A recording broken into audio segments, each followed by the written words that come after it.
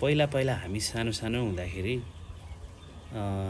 यतिखेर चाहिँ विद्यालयबाट आएर खाजासाजा खाएर बाख्रा चराउनतिर जानुपर्थ्यो होइन। म पनि त्यसमा जान्थेँ। अनि कहिलेकाहीँ चाहिँ विदेशबाट अथवा सहरबाट कोही आउनुहुन्थ्यो क्या गाउँकै है।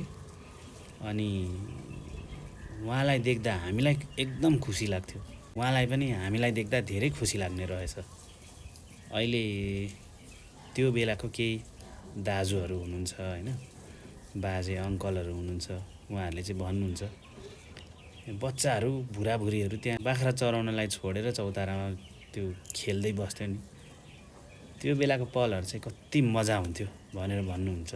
हामीलाई पनि साँच्चै त्यही लाग्छ क्या। त्यो बेलाको समय चाहिँ एकदम सुनौलो समय थियो हाम्रो। अब अहिले त बच्चाहरू यसरी कतै खेल्न निस्किँदैन, घरमै मोबाइलमा गेमसेम खेलेर बस्छन्।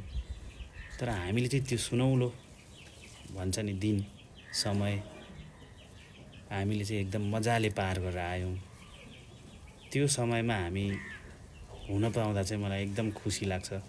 अब अहिले त त्यस्तै भयो होइन।